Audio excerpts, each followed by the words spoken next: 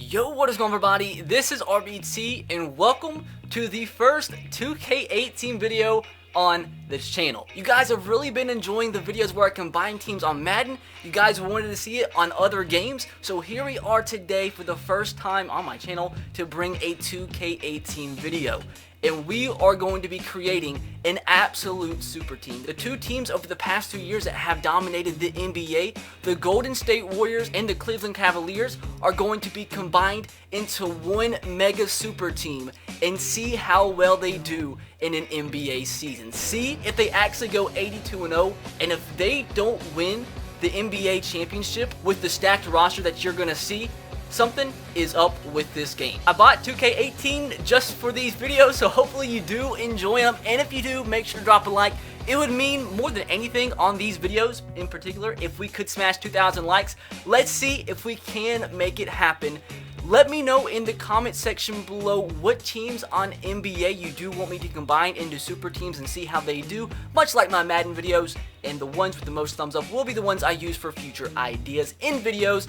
Be sure to subscribe to the channel if you are new and turn on the notification bell if you haven't. But with that said, let's go over this disgustingly stacked roster. We are using the Cavs just because random. I kind of like went back and forth. We're going to be using the Cavs so we combine both the Warriors and the Cavs onto the Cavaliers. Now, as you see, we have LeBron James, the highest overall player on the team, at a 98 overall. Steph Curry at a 96 overall. Kevin Durant also at a 96 overall. We have Klay Thompson at a 91 overall, Isaiah Thomas at an 89, Kevin Love at an 88, Draymond Green at an 88, Dwayne Wade at an 81, Jeff Green, Kyle Korver, Andre Iguodala, Derrick Rose, Zaza Pachulia, Jay Crowder, J.R. Smith, and that is going to round out the roster. By far, what would be the most disgusting roster the NBA has ever seen and the most stacked team the NBA has ever seen. But with all these egos put into one team, we've seen in the past when you get super teams in the NBA, it takes a while for them to mesh. So we have to see if this team can mesh off the bat and win what should be a guaranteed NBA championship. So I guess we're going to go to the end of the NBA season and see how the team does. I want you guys to let me know your predictions in the comment section below for how you think this team is going to do. I'm going to say 76-4. That is my prediction, and we're going to see how close they actually get to going perfect. And already in like the first game, the starting center actually gets hurt. So we get a close win. We're getting trades, dog. I don't want to trades. Let's disable computer trade offers, and we are currently 3-0. See if we can continue this streak. We won 4 in a row, 5 in a row, but some of these games are relatively close. I don't expect us to go undefeated because, I mean, the Nets about beat us. But continuing on, we get our first loss of the season to the Washington Wizards. So we get our second loss to the Houston Rockets. So we've already almost had my predicted losses put in halves. So we finished the first month with 3 losses. So it looks like the team, I mean, they're playing well because of the talent. I mean, god dang, you put me as like the 5th player on the team and they'll probably still like win the NBA championship. Like, I'm like a midget, and if they put me on the team, I promise they'd probably still do well. I would just pass the ball or probably never take the ball. But they are 19-4, had a 1-point loss to the Memphis Grizzlies, 21-4, now 21-5.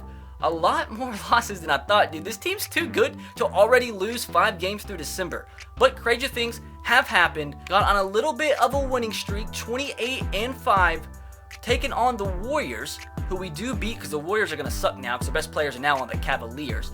But getting through the end of December, so we go into the new year with 5 losses. We take a big loss to the Boston Celtics, a 15-point loss, which is by far our biggest loss of this season thus far. So we are currently 34-6, and I was talking about the players like not meshing together. The chemistry in the team is 97%. So like, it's not like that's the case, but for some reason something's going up and we're not, you know, playing as good as we should be with the best team by far in NBA history talent wise. So 37-7, a 20-point loss. We lose 2 in a row. 2 straight losses to the Magic and the Thunder. Now keep in mind, we lose again to the Pacers. Some players could be getting hurt, so we almost have 10 losses. I kept injuries on for this because it should take into account injuries because, I mean, if players prone to injury, that should take into account like how they're going to do throughout the season. But we are now to 10 losses on the year, 11 losses on the year. The team chemistry is down to 89%, but the fan interest is up to 97%. Now getting back to winning ways against the Magic. Beating the Timberwolves was simmed through the trade deadline. So we are top in the East, and we do have the best record in the NBA, but we should be doing so much better than 11 losses. I know that's not a lot. You might be thinking I'm dumb for that, but just the mere fact that the team with Steph Curry, LeBron James, Klay Thompson, Kevin Durant, up to this point have 11 losses is a little bit insane. But let's see if we can somehow go on a huge winning streak in the second half of the season. JK, we lose to the Thunder. I'm tired of these scouting reports messing with my life. We take another loss to the Memphis Grizzlies. A lot more double-digit losses than I expect. So we're into the month of March, so the NBA season is winding down. We've had a lot of wins in a row, up to 52-13 on a 7-game winning streak, 53-13. I wonder, then we lose to the Suns. I wonder if you actually put a 99 overall team together, if they would go 82-0. 2 losses in a row, a huge loss to the Portland Timberwolves, then a loss to the Bucks. What the heck? So moving along, lose to the Nets, of all teams, by like 13 points. That's embarrassing. So we might actually we lose to the Pelicans. We might get 20 losses on the year with this disgusting team. We blow out the Mavs by a ton. Let's see if we can get to like 65 wins. We beat the 76ers barely. And actually, we're not going to get to 65 wins because we only have a couple games left. We lose to the Knicks. We beat the Knicks. So nobody on our team wins the MVP. The MVP actually goes to Russell Westbrook. Then the Rookie of the Year goes to Ben Simmons. The Sixth Man of the Year goes to Rudy Gay. We don't have the Defensive Player of the Year. Chris Dunn gets the Most Improved Player. Coach of the Year goes to Tyronn Lue. So at least we have the Coach of the Year. And that is that. So all first team, we only have one player, and that's LeBron James. So going to the second team, we have another player. That's Kevin Durant. So where is Steph Curry? Is he on the third team? No, he's not. We don't even have a third team player.